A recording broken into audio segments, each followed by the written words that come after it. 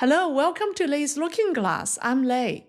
One of the most talked about topics in China's imperial history is the relationship between the emperor and his many consorts and concubines.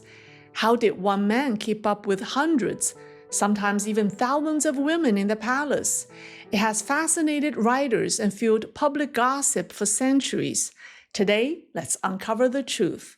The Chinese emperor's practice of polygamy stemmed from the royal family's need to produce many children. In ancient China, miscarriages, birth complications, and stillbirths were common. Childbirth was also a serious health risk for mothers. To ensure dynastic continuity, producing a strong male heir became a fundamental duty of the emperor. But having just one wife was not conducive to this goal. So, emperors took multiple consorts and concubines. However, there were strict court protocols governing how the emperor interacted with these women. These rules originated from the Zhou dynasty. In that era, the emperor's schedule for sharing a bed with his consorts was often determined by the phases of the moon. From the 1st to the 15th day of the lunar month, as the moon grew from crescent to full, he would start with lower-ranked concubines and gradually move up the hierarchy. From the 15th to the 30th, as the moon waned, he would reverse the order, starting with the highest ranking and working downward. According to the Book of Rites, the Zhou dynasty's imperial harem system stated, "The Son of Heaven has 6 palaces, 3 senior wives, 9 concubines, 27 noble ladies, and 81 imperial consorts." In most dynasties, the women took turns being summoned by the emperor. The higher a woman's rank, the more likely she was to be called. But lower-ranking women, though far more numerous, rarely got a turn. Take the imperial consorts, for example, the largest group, which had only 2 chances per month. It would take 40 months to rotate through all 81 of them. That's more than 3 years. For a long time, emperors followed this Zhou-based structure. But Emperor Sima Yan of the Jin dynasty was truly an outlier. His harem was so vast that he had no idea who to visit. So he devised a bizarre but creative solution. He sat in a carriage pulled by sheep and let the animals wander freely through the palace gardens. Wherever the sheep stopped, that's where he spent the night. One clever concubine stuck bamboo branches on her door and sprinkled salt water on the ground, knowing the sheep loved the taste. The sheep stopped to lick the salt, so the carriage stopped right at her chamber, and she got the emperor for the night. And the women quickly caught on and copied the trick. Eventually, the poor sheep didn't know where to go, but the palace's demand for salt soared. Now, just think about it. Over 120 women. How was one guy, emperor or not, supposed to manage that? It's no wonder many Chinese emperors didn't live long. Did they die from too many women and too much sex? Maybe, maybe not. But the truth is, most emperors didn't have 120 active consorts at any given time. For example, Genghis Khan had about 40 consorts. Emperor Xuanzong of the Tang dynasty had 38. Emperor Shizong of the Ming had 79. Emperor Kangxi of the Qing dynasty had 46. Yongzheng, his son, known for his restraint in romantic affairs, had only 9. Qianlong, Kangxi's grandson, had 39. Guangxu, one of the modern emperors who pushed for China's modernization, had just 1 empress and 2 consorts. Now, keep in mind, these numbers reflect the total over the emperor's lifetime. Some consorts faded from favor as they aged, some died from childbirth or illness. The number of active duty consorts at any given time was far fewer. In fact, the Qing court introduced major reforms to the harem system inherited from the Ming dynasty. Other than the emperors, the emperor had 1 imperial noble consort, 2 noble consorts, 4 consorts, and 6 concubines.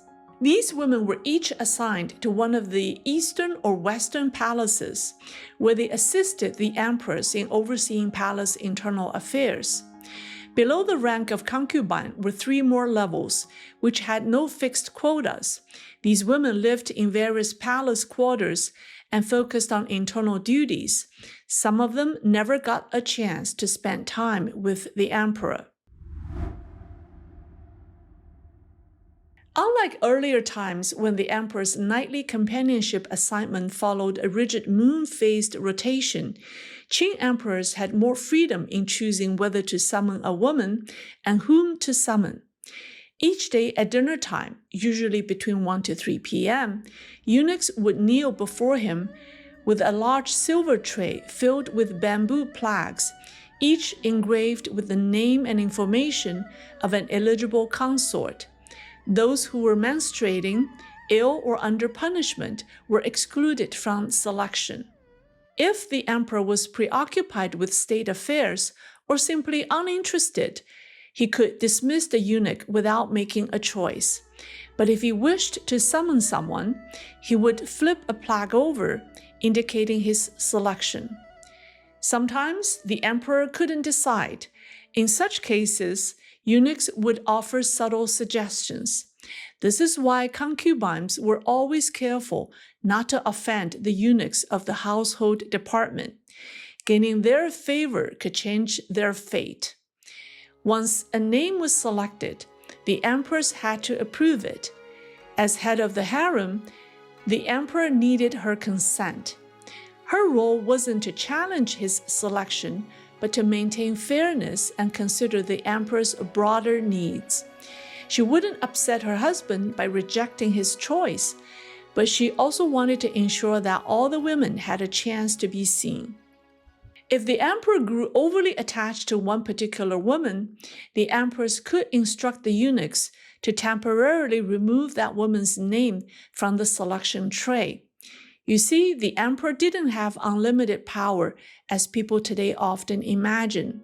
Once a plaque was chosen, the news spread swiftly.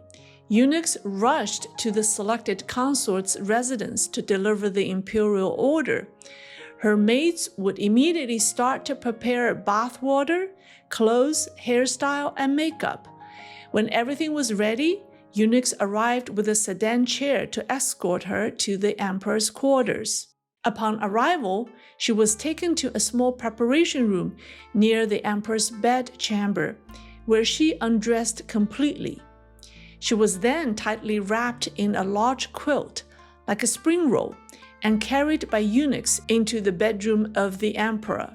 This procedure was a Qing dynasty reform. In earlier dynasties, emperors often visited the women in their own chambers, but during the Ming dynasty, one emperor was nearly assassinated by a group of upset concubines. To prevent such incidents from happening, the Qing court banned emperors from visiting the women, requiring instead that the women be brought to his bed. The emperor would wait on the dragon bed, a modest-sized platform measuring about 2 meters long and 1.3 meters wide, which is roughly the size of a modern double bed. The eunuchs would place the quilt-wrapped concubine beside the bed, unwrap her, and she would crawl onto the dragon bed. Even during intimacy, one eunuch remained outside, listening attentively and keeping track of time. His job was to record the time of the intimacy, important for documenting potential pregnancies. After about 30 minutes, the eunuch would call out, "It's time." This was a signal for the encounter to end. If the emperor remained silent, the eunuch would wait a little bit, then call a second time. Still no response? He'd give one final warning. If the emperor still gave no answer after 3 calls, the eunuchs would enter the room without permission and escort the woman out, no exceptions. The departing concubine was not allowed to sit up. According to strict etiquette, she had to crawl backward off the bed. The eunuchs weren't concerned with whether the emperor was satisfied or not. They were there to follow protocol. The entire encounter was limited to 1 hour, a significant reduction from previous dynasties, where emperors could spend up to 2 hours with a consort. This was another Qing-era reform, driven by the idea that monarchs should not indulge in women. For the emperor, this ritualized intimacy often felt mechanical and emotionally empty. For the concubines, it was a brief transactional interaction with little room for real connection. There was barely time to speak, let alone form a relationship. Still, every woman tried to make a lasting impression on the emperor in that short window, enough for him to remember her and summon her again. Only then could she rise in rank, gain access to greater privileges, and most importantly, have a chance to bear an heir. After the consort left, the emperor could either retire alone or go to the empress's chamber and spend the rest of the night with her. So those TV dramas showing Qing emperors sleeping beside concubines until morning, that never happened. In fact, no woman was allowed to sleep in the emperor's bed. According to imperial protocol, the only time a woman could share the emperor's bed was after a formal royal wedding, and that honor was reserved only for the empress. Within the imperial harem, the empress did not participate in the practice of flipping the name flags. Instead, on the 15th of each month, or whenever the emperor wished, he could directly visit her quarters and stay the night. The empress was not bound by the same strict bedroom protocols as the concubines. No eunuch from the Department of Bedchamber stood outside her room, urging her to leave after a set time. Compared to the concubines, the empress enjoyed far more freedom and dignity in private moments with her husband. That said, emperor's visits to the empress were still carefully recorded by palace officials, mainly to ensure the purity of the royal bloodline. Allowing the emperor to stay overnight only with the empress underscored her status as his legitimate wife, the mother of the nation, and head of the harem. Her distinct treatment in matters of intimacy symbolized her unique position in the palace. From a practical standpoint, the emperor's emotional bond with the empress also made her a more trusted and secure companion. The two longest-running Qing emperors, Kangxi and Qianlong, both had great relations with their empresses. In contrast, concubines were viewed with more caution, especially when it came to influence and power. Concubines and consorts were often related to government officials. Limiting time and intimacy with them reduced the risk of pillow talk, manipulative seduction, or the emperor becoming too emotionally attached to any one woman. In other words, the structure was designed to help the emperor exercise self-restraint, maintain his focus on governance, and not fall prey to the dangers of indulgence. After the concubine left the emperor's bed, her night wasn't over yet. She was not allowed to return to her own quarters, but instead slept in a small, modest side room near the emperor's residence for the night. And there was still one final step in the process. After each encounter, the chief eunuch of the bedchamber department would ask the emperor a critical question. Did he wish to allow the woman to conceive? This decision was known as whether to retain or not retain. If the emperor said retain, the eunuch would document the exact time and date of the encounter as official evidence, ensuring that any resulting child would be seen as legitimate. If the emperor said not retain, the eunuchs would administer contraception to the woman by massaging an acupoint between the lower back and hips, believed to expel the emperor's sperm. All of these private encounters were meticulously logged in a secret record known as the Register of Imperial Intimacy. Only 3 people were allowed to read it: the emperor, his mother, and the eunuch in charge of the bedchamber department. This register served to track all intimate activities and possible pregnancies within the harem, and when an emperor died, the record was burned, ensuring that the secrets of the bedchamber would never leave the palace walls. So, do you still think a Chinese emperor's life, surrounded by women, was something to envy? I do not think so. I think his private life was anything but romantic.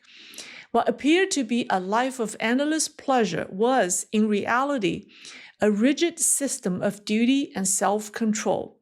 Every encounter was timed, recorded, and regulated, not for intimacy, but for dynastic survival and order. The great Qing Emperor Kangxi once said, "Historians say emperors die young from wine and women. That's nonsense. That's purely scholar fantasy." Chinese emperors may be perceived as having absolute power, but even in their most private moments, they weren't truly free. Compared to today's world leaders, these emperors lived a more restrained life and had to exercise greater self-control. If you found this program eye-opening, please don't forget to like, share, and subscribe. Let me know what you think by leaving me comments. More untold truth from China's imperial past will be coming soon. That's all for today. Thank you for watching. I'll see you next time.